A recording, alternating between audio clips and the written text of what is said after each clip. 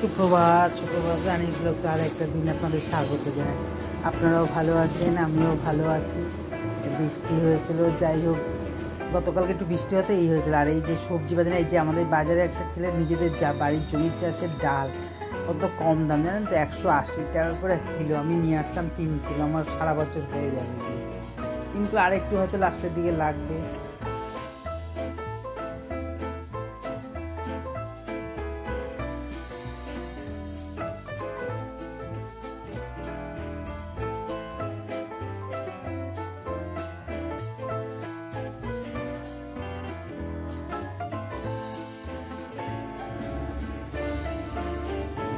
এই সবজিগুলো ধুয়ে জলে ভিজিয়ে এই এখন ঝুড়ির মধ্যে জল ঢাকালাম। তারপরে জামটাও তাই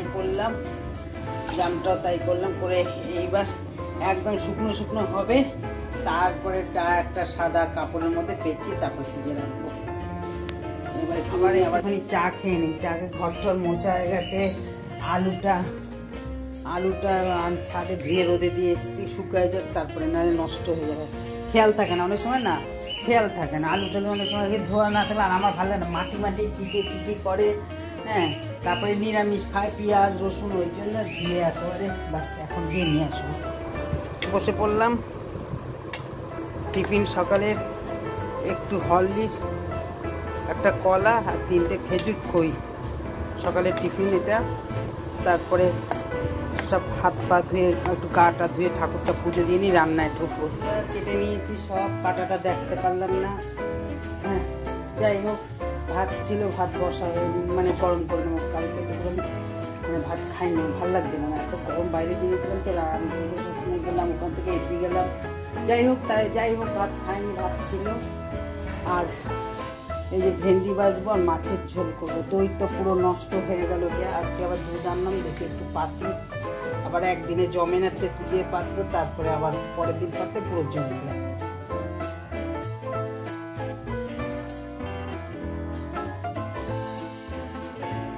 ভেন্ডিটা আলাদাভাবে ভেজে তুলে নিয়েছি। তারপর আবার একটু তেল দিলাম, দেওয়ার পরে এবার কুমড়ো, বেগুন, আলুটা দিয়ে দিলাম। দেওয়ার পরে একটু ভাজার পরে এবার একটু নুন দেবো। নুন করতে গেছি, দেখি নুন নাই। আবার নুনটাকে আবার করতে হবে। এত মাথায় রাখে না, এমনি মানে মাথার মধ্যে এমনি দুটো জিনিস মাসের শেষে যদি এরকম খারাপ হয়, তাহলে আর মাথার মধ্যে কী থাকে, খালি ভনভন করে ঘুরতেছে মাথার মধ্যে। 4 কথা। আর ওই অ্যাকোয়াগার্ডে ফিল্টার চেঞ্জ করতে হবে, সেখানে 4-5 হাজার টাকা যাবে। আবার ফিসটা মানে একদিন আগে পরে, তাই কি বলবো বলেন।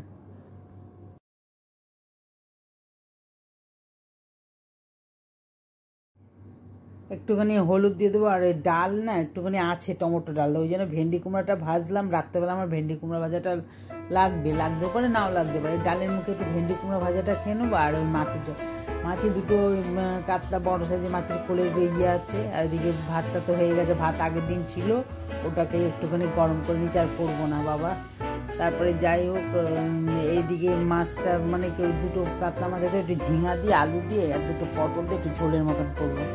হ্যাঁ, 2 পিস কাতলা মাছ আছে। আর ওই ভেটকি মাছের ওই যে মানে মাথার ঘাটের দিকে টুটির সামনে, মুখের সামনে দুটো এর মতন থাকে না, ওই দুটো আছে, ওই দুটোকে নিয়ে করে ফেলো। মাছ দুটো খেয়ে নেবো, ঝোল আলু থাকলো, রাত্রেবেলা রুটি দিয়ে খাওয়া যাবে।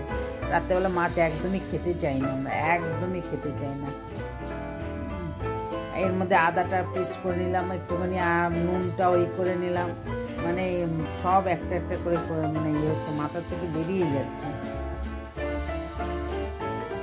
জাম আনছি, জাম দিয়ে একটা রেসিপি করবো। মাছটা এদিকে ভাজতে থাকি, এদিকে আবার অন্য কাজ করতে থাকি। আর মাছের পিছনে যদি দাঁড়ায় থাকি, তাহলে আর অন্যদিকে কাজ হবে না। আর ঘুমুট গরম, মনে হচ্ছে বৃষ্টি হবে, হলেও হতে পারে। যাই হোক, এই জামটাকে একটুখানি নুন দিয়ে মাখিয়ে 15 মিনিট 20 মিনিটের মতন ঢেকে রেখে দেবো। তারপরে যে নরম হয়ে যাবে, তখন জামটাকে কষলে একদম মানে আটি বিচিটা থেকে মাংসটাকে আলাদা করে নেবো। আর এদিকে মাছের ঝোলটা হয়ে এসছে, মাছগুলো দিয়ে দেবো। দিয়ে একটুখানি বাস, কোনো ধনে পাতা না, গরম মশলা না, কিছু না, একদম একটু ভালো করে হাই করে দিলাম। দেওয়ার পরে তারপরে বাস দুপুরে এই মেনু। আর এদিকে জামটা ওদিকে মানে করছি, কষলে দিয়ে আটি থেকে মাংসটাকে বার করে নেবো। আর জানেন তো, জামের কিন্তু খুব উপকার। এটা না দেশি জাম, ছোটো বড় জাম না, এদিকে মাছের ঝোলটা হয়ে এসছে, কালারটা দেখুন কি সুন্দর, খুব টেস্ট হয়েছে। আজকে দুপুরে আমাদের এটাই হবে। আর ভেন্ডি কুমড়ো ভাজার ডাল তো আছে, বললামই আপনাদের আগে। যাই হোক, খুব ভালো হয়েছে মাছের ঝোলটা। আর গ্যাসটা বন্ধ করে দিয়েছি এদিকে। আর ওই জামটাকে, ও বাবা বৃষ্টি হচ্ছে, যাই একটু ছাদে চলে আসলাম, ভালোই বৃষ্টি হচ্ছে। ভালোই বৃষ্টি হচ্ছে, একটু ভিজতে ইচ্ছা করছে জানেন তো, কিন্তু ভিজলে ক্যামেরাটা কে ধরবে? এবার ভিজে যদি একটু ভিডিও না করি, যদি না দেখি পরক্ষণে যে ভিজলে কীরকম না লাগলো আমার, আর নাচানাচিটা কতখানি করলাম, সেটাই এর লোক নেই, এত অসুবিধা, যার জন্য ভিজতে পারলাম না, দুঃখের বিষয়। আর আমার কর্তারে ওরে বলে ও উল্টা ধরবে, উপর দিকে ধরে রেখে দেবে। যাই, জামটা কষলে আটি থেকে আলাদা করে নিলাম, ছাদ দিয়েও এক ঝলক দেখায় নিয়ে আসলাম আপনাদেরকে। এবার জামটা মিক্সার গ্রাইন্ডারের মধ্যে দিয়ে দিলাম। এর মধ্যে দেবো গোলমরিচ দেবো, আর গোলমরিচের তো উপকার আছে আপনারা জানেন, 6-7টা মতো গোলমরিচ দিয়ে দিলাম, 2টো গন্ধলেবু পাতা ছিঁড়ে দিলাম। আর এদিকে একটুখানি বিট নুন দেবো, তখন এমনি রক সল্ট দিয়ে একটু মেখেছিলাম, এখন একটু বিট নুন দেবো। আর যে কোনো জুসে টুসে দেখবেন বিট নুনটা বেশি খেতে ভালো লাগে, ওই জন্য ওটা বিট নুনটা লাস্টের দিকে দিলাম। আর এটাকে একটুখানি একটা হাফ পাতি লেবু হাফ দেবো, দিয়ে একটু মানে যে কোনো জুস টুস দেখবেন বেশি মিষ্টি মিষ্টি ভালো লাগে না, আবার বেশি টক ভালো লাগে না, একটুখানি মিষ্টি মিষ্টি একটু টক হলে বেশ খেতেও ভালো লাগে। এবার মিক্সার গ্রাইন্ডারটা করে নিলাম, জামটা বেশ ভালো মিষ্টি আছে, দেখি মিষ্টি লাগলে না পরে আবার একটু মিষ্টি দিয়ে এই করে নেবো। দেখলাম যে মিষ্টি কম, আবার একটু চিনি দিলাম, অল্প দিলাম, দিয়ে এটাকে আর একবার গ্রাইন্ড করে নিলাম।